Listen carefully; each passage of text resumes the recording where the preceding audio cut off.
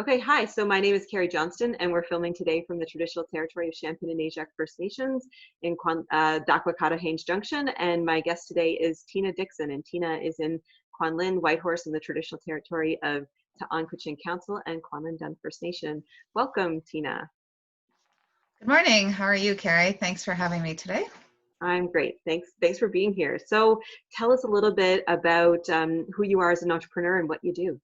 Sure, absolutely. Well, I'm a lifelong Yukoner. I'm originally from Northwest Territories. Our entrepreneur background is extensive in tourism in various sectors from long time, my husband's family, Dickson Outfitters, is of course been in the Yukon for over probably, we're thinking about 116 years, 1903. It started with the first trip. So we definitely have been multi-generational and then expanded more into tourism. Who, What, Where Tours is our day tour company where we offer experiences for visitors from around the world, as Dickson Outfitters focuses on multi-day trips. So, and always some other projects on the go as well.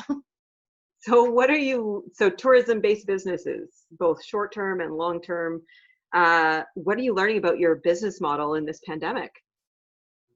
Well, you go through phases, first of all, and it's definitely when you have a lot of connections in the community, you have a lot of support, and the community has always been really close to us, both as relations, but making sure that we have ideas, and we're always talking, and kind of getting over that anger stage to what else can we do? We have to keep moving forward. And Yukon people are very resilient, as we know, and also creative, as we have an amazing backyard. So we definitely take advantage of that when it comes to some other ideas. So like the traditional model that you've been operating on, the ability to take people on sort of multi-day hunts, is that available to you right now? Is that client base there, or are the restrictions of the pandemic making that not available?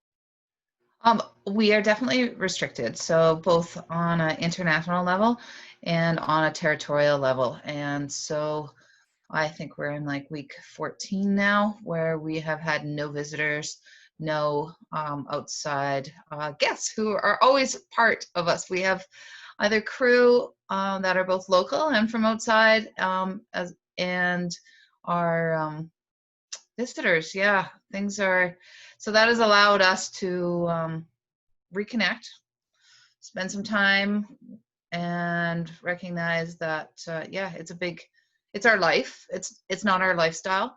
It's you are used to dealing with visitors every day, either it be text, phone calls, email, or face to face, right? Driving in vans. That's our life is out there. So to go the longest, we're on month 4 without having a visitor, and it's not even about their experience, it's our experience, because that's what we're used to. So it's almost like the empty nest syndrome, in a way that you just go, okay, yeah. And all our Zoom meetings and interactions are all to do with government and regulation and restriction, and it's the waiting game. And usually, entrepreneurs are pretty forward-thinking people.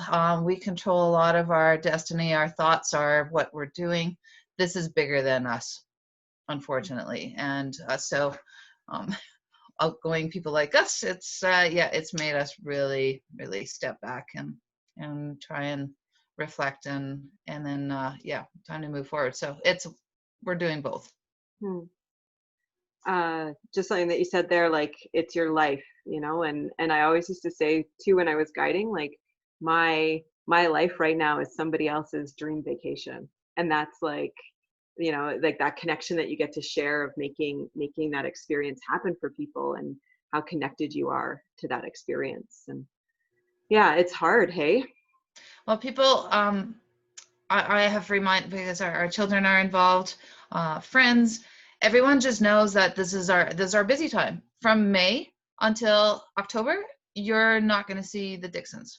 Because if you are, you're going to be loaded in a van, you're going to be on a horse, you're going to be on a trail, you're going to be on a ride along. That is our state. And then so people are seeing us now, and I'm having full conversations. My phone is completely dead. And that is just, people are like, wow, you're pretty calm right now. And it's like, well, yeah. So my new phrase is kind of like, oh yeah, I have time now. We have time. Yep. So you're reconnecting, but yeah, there's zero revenue. You went through the refund process phase, really looking at policies, looking at um, tweaking internally of new ways of doing business, because no one wrote a book for this chapter. And this chapter, people have really, other business have really turned to each other and said, oh, what are you doing? How are you changing, or how are you answering this?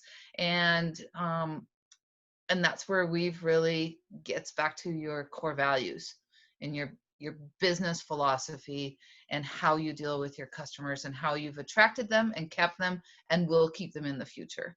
And so what someone else might be doing or responding to in the pandemic, we might be responding in a different way, because that's our life, and we want to make sure they come back someday, or in the near future, as we wait for, hopefully, borders to open up.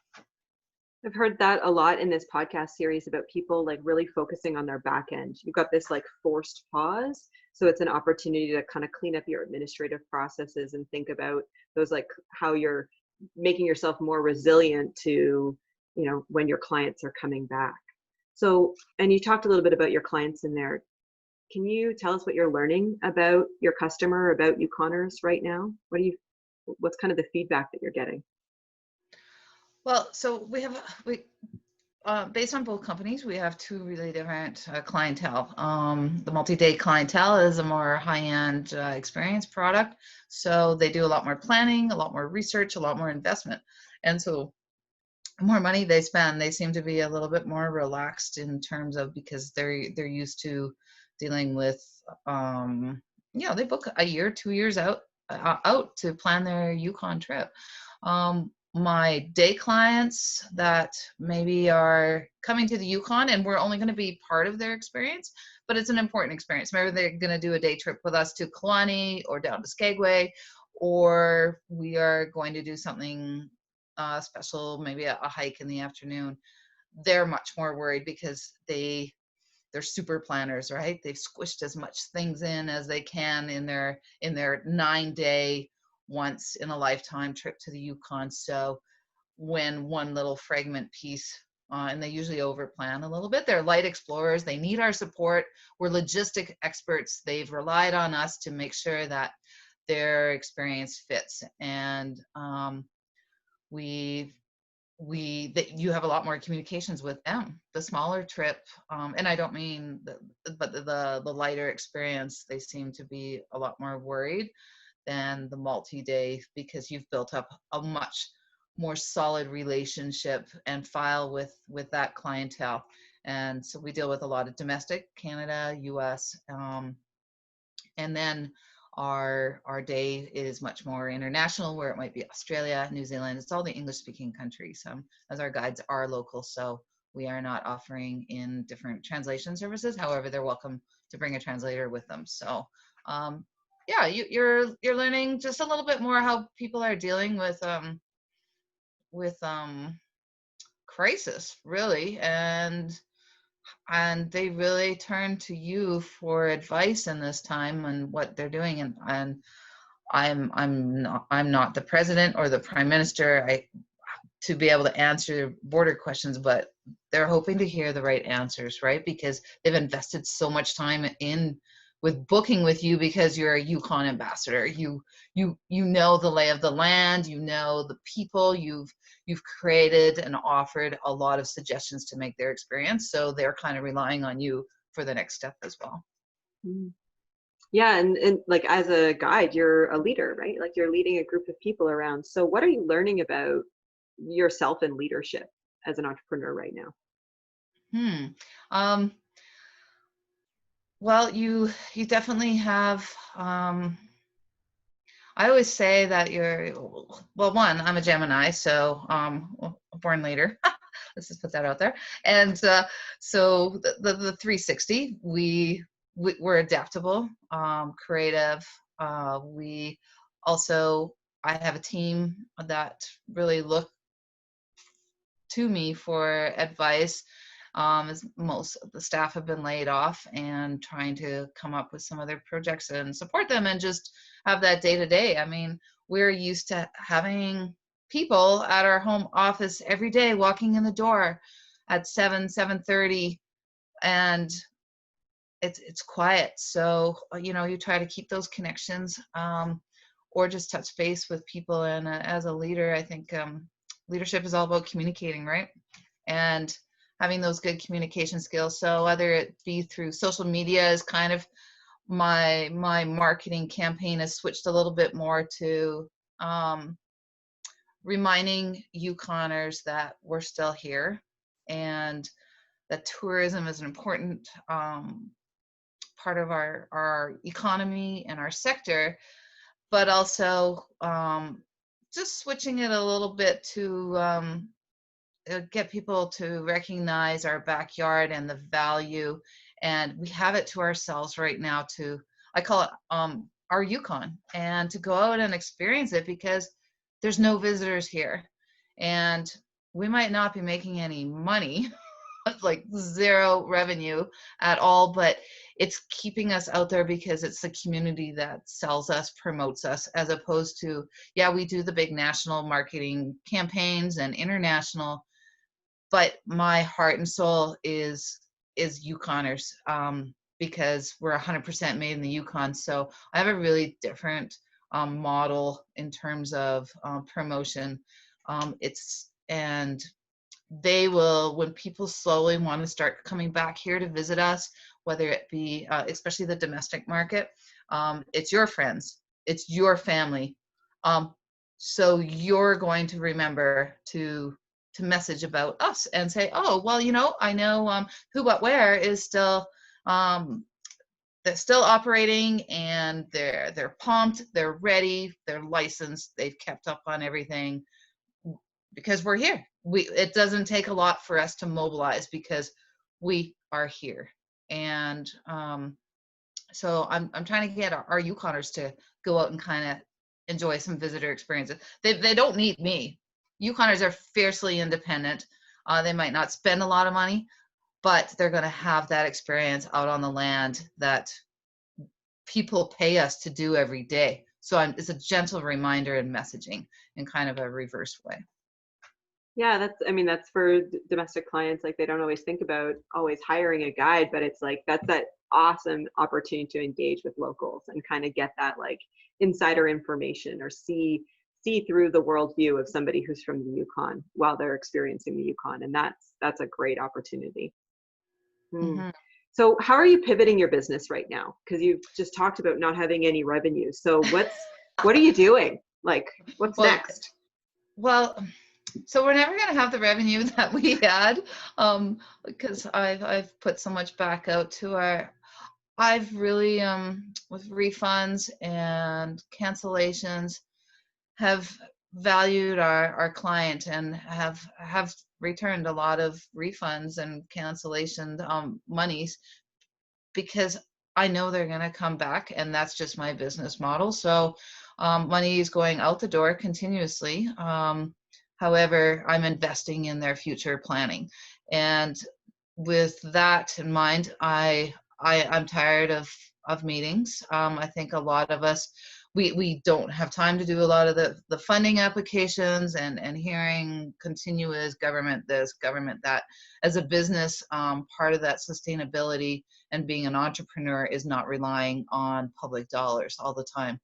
It's if you started this with zero money and built it, then that just gives you that much more resilience to move forward and not sit there and go, oh my gosh, okay, I need to do this grant, because you're it's kind of diverting you a little bit down that dependency road. And anyone who knows me is I'm fiercely independent and have this thing about just trying to find our way. And we're lucky that we've been in business long enough. I think I'm on 28 years now, that I might not have as um, many bills, but as an entrepreneur, you take continuous risk. And the pandemic timing was actually really good, because like we if it was anywhere else in the calendar year, because March, April, May is your quiet time. That's when you're doing your staff training. That's when you get to go on a holiday in April. Well, that didn't happen, obviously, but it gave you some time to go. And I guess the word people are using is pivot. That's such a hot word. So I'm not really one on hot words. So like I'm always trying to go, okay, they're using pivot. I want to come up with a different word, and spinning doesn't sound good neither. So I haven't came up with that new word, pivot, or the new normal. That one drives me crazy too. It's not normal. This is not normal, and it won't. So those two hot words for this pandemic drive me crazy. So we're kind of going down a different road, because I'm in a van, I'm driving. So I think of it as going down a road that I never get to tour. That's how I look at it. And we're working with another industry, which is a very interesting industry, with my latest project. And it won't take me over, but it keeps your mind. You need to be energized. You need to, anyone that's in business or has a kind of a type A personality like me, or is a Gemini, as I mentioned, we're always looking out of the nest, out of down the road, in the ditch, where else. And morel mushrooms, we have 5 fires last year. And so there's an opportunity with the crazy world of mushrooms, which are very, I don't know how to word it, but I did work with it about 8 years ago with an outside company. So they phoned me up out of the blue, Ponderosa Mushrooms, out of British Columbia, and they need a local logistic expert, and Yukon, community relations. That's us. That's what we're about. So we saw an opportunity. They can't come in because of the restrictions with their buyers, with their pickers. So we jumped on it to be I can train my guides. They're versatile. They're sitting idle and are anxious to get on the road and anxious to talk to people. That's what we do best. So we saw opportunity there and jumped on it. And of course, the fires are out in rural Yukon, and engage in community process with our with you, Carrie, and what you're currently doing with some of the community relations, as well as being the local buyer. And as a local buyer, there's lots of opportunity to get our people, our communities out, and getting them harvesting. This is also harvest is a big northern word. We're not hunting right now, but it's agriculture is growing, and local food sourcing is another very hot topic. And people are not working and have time, and people want to be outdoors. We have 24-hour daylight. Morel mushrooms is a cash industry. We want families to go out and harvest and bring that monies back to their communities. And we, of course, partner with our local airline, Air North, to fly fresh back out of the territory and get it down to BC. So we're kind of the glue. We're kind of the middleman. And so you'll see vans on the road, but they're going to be full of mushrooms and not people.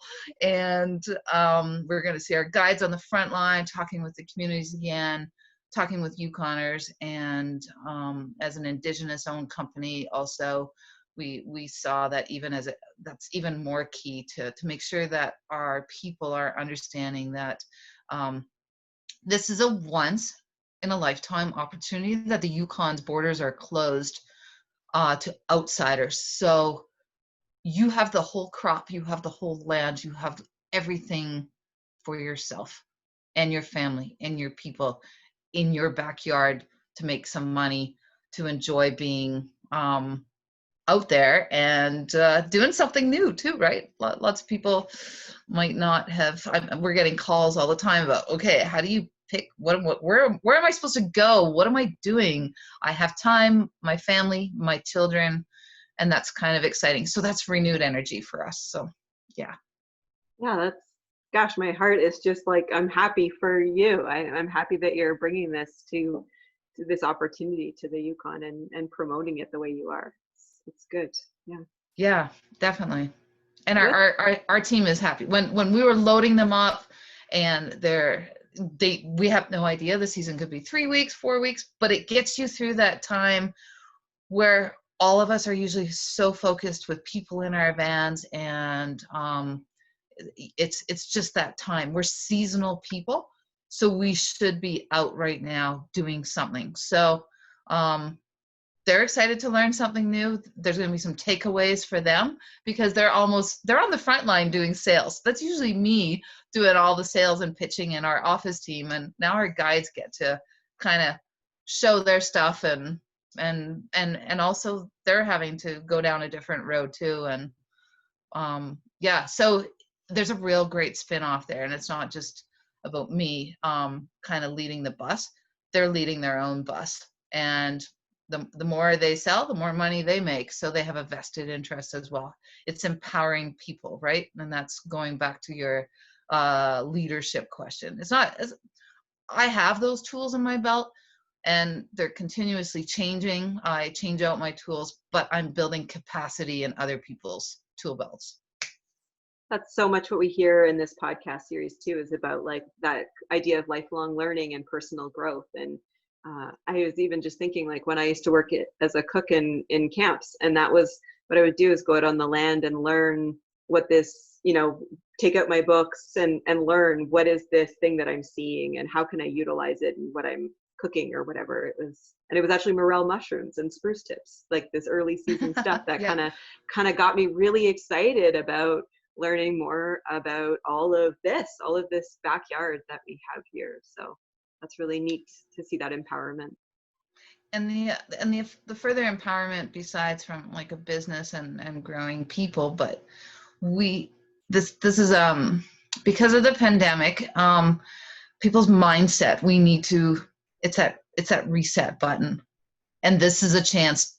This is a really, I'm not going to make a ton of money, but what I'm going to do is make a ton of people reset and rethink and refocus and maybe rejuvenate, because we are going into our different phases of reopening. And so this might be just a little kickstart that people need to get back and get their families back reconnected, get back into the workplace, not rely on just government monies that are going to be running out. It's a limited time. Morels are a limited time, but there's another opportunity down that other road that people don't go to. Mm-hmm. You just talked a little bit about this idea that we're reopening, or sort of whatever phase of this pandemic that we're in. And this opportunity for reset. So what do you, when you're looking forward for the Yukon, what do you hope sort of changes about our business models, our economic development here in the territory? What do you want to see happen after this reset, or in the reset? I got answers on that one, definitely. Well, as a small business, as a local business, as someone who has invested my life, our family, our friends, our we promote and support so many other businesses on our tours every day. We make it a reality tour where if someone I sense needs to go to the washroom or is thirsty, I stop at that little ma and pa shop on the corner. I stop at the little place and go, oh, hey, guys, we're ahead of schedule. Let's stop here and do a little 5 minute. And if you're going to use the washroom, you need to go buy something. But great people, great, and you have a chance to promote. And what I want to see come out of this is, well, small business survive, that started here, that decided to be here, but also other Yukoners really stepping up to know which businesses those are, and support them in their new adventure that might be, because I'm seeing other businesses do some things that I'm like, oh yeah, that's cool, but I want the other Yukoners to support them. And I'm also, I have Northern attitude about this, and anyone that knows me, I am fierce that it's fine for competition and outside business, but remember who the heart and soul people are of the Yukon that came here, uh, whether it be gold rush or way before that with our indigenous families and people that started something here. And so when I'm on social media and I see people going, oh yeah, they're supporting this business, I'll private message them and go, oh, just to let you know, there's, these guys are actually, they don't live here, they're not from here, they're not an outside, they're not a Yukon business. And people are like, oh, I honestly didn't know that, thank you for telling me. And I'm not trying to squash the people, but it's a gentle reminder that we really need to support Yukon business, and I'm huge about that. Mm-hmm. And economic development, it is it's the community itself that creates the economy. Without the community being there, the economy doesn't exist. Sometimes we think it's the opposite, right? And so it is that real circular focus as much as we can. Like, we need the outside, and some of those outside influences are really, they bring a lot to us, but it is also about ensuring that part of what we do, part of how we operate is really focusing on that local economy. Yeah, and I've always said, like, our company, and that's why the owl is our symbol. One of our logos is because the owl is 360. They're storytellers. They're wise. There's over 500 varieties of an owl, and we're observers. We're the eyes and ears out there, and our guides and our team have, we try to empower other companies, or maybe people that might not know, I would say, the laws of the land, or the considerations, or that respect when going into the community. Where if I'm somewhere at a rest area and there's another tour company and I see them maybe not doing something that I take an opportunity to, one, make that a lesson for my visitors, my audience. I have like captive people in my van that I have a mic and I can share a story or experience. So when they're out exploring on their own, they're like, oh yeah, I remember Teena saying,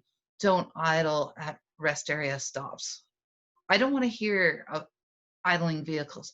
I want to hear peace and quiet and enjoy. People come here for wilderness. They come here for nature. They come here to get away from that. So we're very vocal in a respectful manner to other companies, but also people turn to us, and and we're involved in a lot of organizations and associations and that because we care, right? And we try to pass that on. So yeah. It's always interesting, our stories at the end of the day. I will write a book one day, or do something crazy, because wow, the other added experiences on our offerings is the end of the day, just go, wow, I so didn't expect, and some really heartfelt stories as well. So yeah, we're storytellers on wheels is what we are. That's a wonderful way of saying it.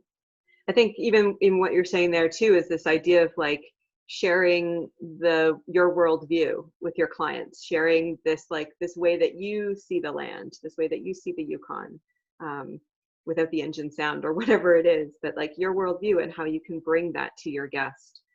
So, when we talk about worldview, those things are, and creating an opportunity for one of your clients to be forever changed for the way that they look at the land, for the way that they look at the experience, and take that home with them back to wherever they're from.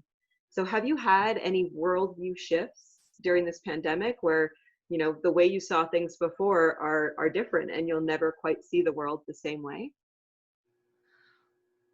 No. Because, well, one, because I'm a forward thinker all the time. So I always see it through a different lens than other people. Like, and I talk about that and I see that more and more at a meeting where I'm like, whoa, whoa, whoa, stop, everyone. No, that is how you should be seeing it. So other people are finally catching up to my lens. I'm sorry to say, but I see things. Um, I have great intuition. I'm an intuitive person, and so I'm always 5 miles down the road before most other people are. So I share views where people go, oh, I didn't really think about it that way. So I have a really, kind of a reverse. So this pandemic just, all it did was slow me down. And so maybe I'm not driving at 100 kilometers an hour. I'm driving at 50, but I'm still very going forward. So yeah, I don't really get stuck in the ditch or the rut or go. Some people know me that, yeah, it was pretty, and we wear our heart on our sleeves. We're emotional people because we care so much. And it's really hard for us type to slow down because we're multitasking type people. Um, but I think things will get back to normal a lot sooner than later.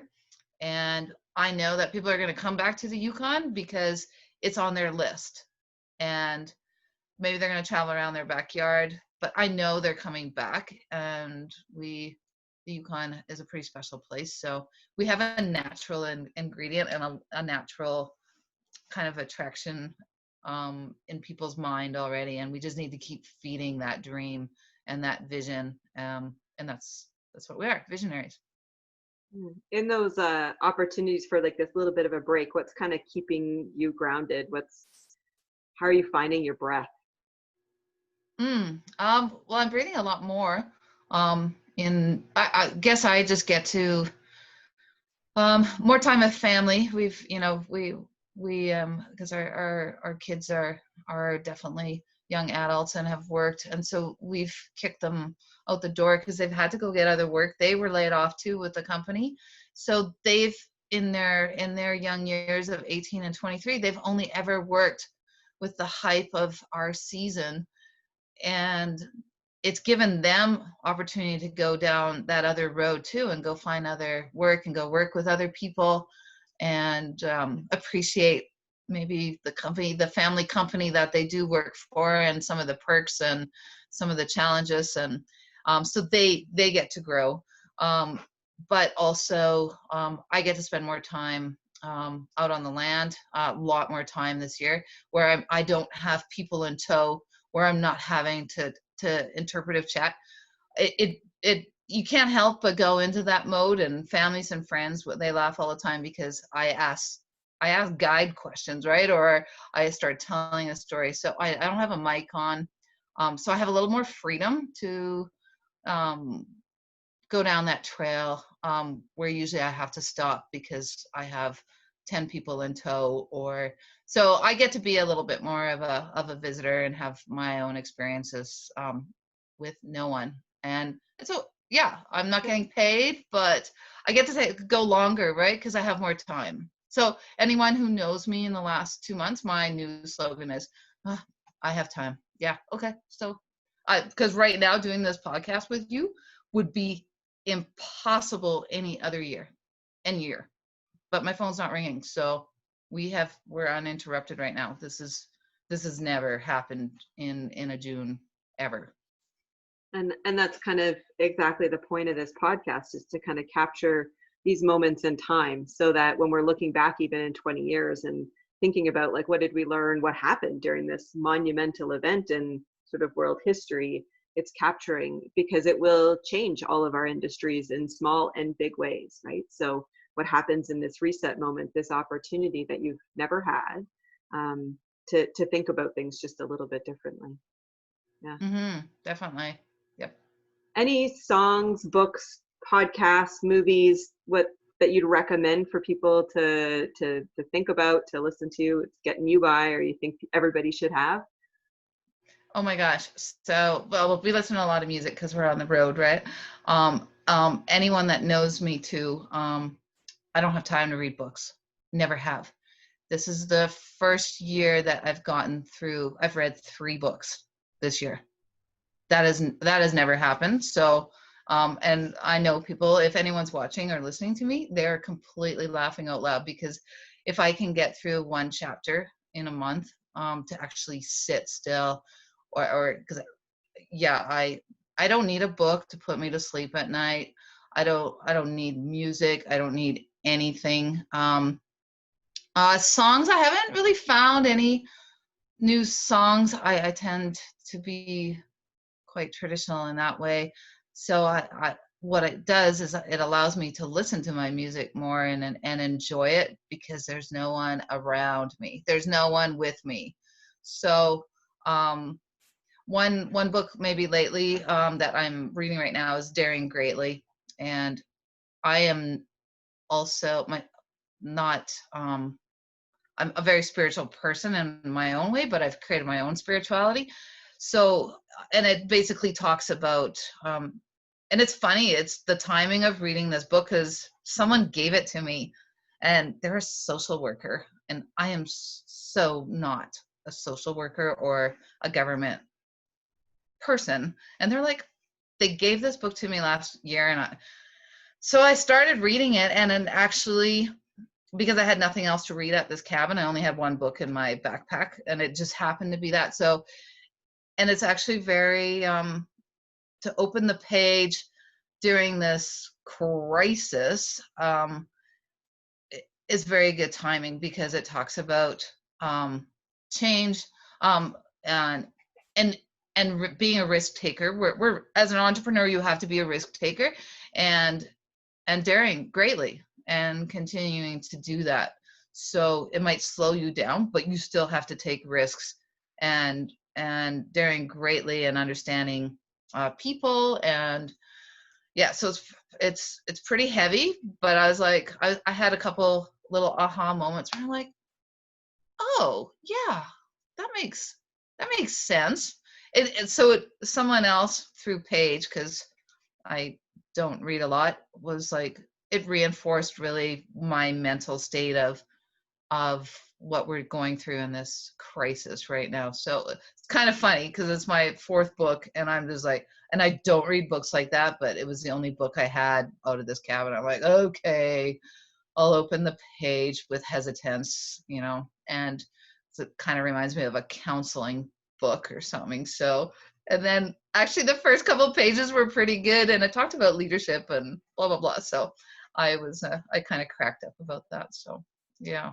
You're I not guess. the first to recommend it on this podcast series. It's come Mm-hmm. up before, and I think a lot of leaders, a lot of entrepreneurs are finding a lot of strength in it. It speaks to people. Mm-hmm. So, but um, no, no songs, nothing that.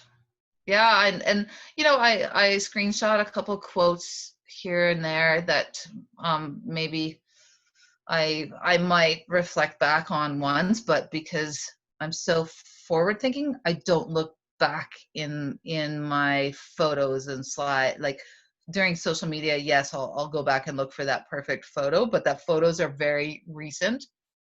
It's not 3 years from now that I'm going to post that photo of where that happened. Everything's happening in the now, because that's really important.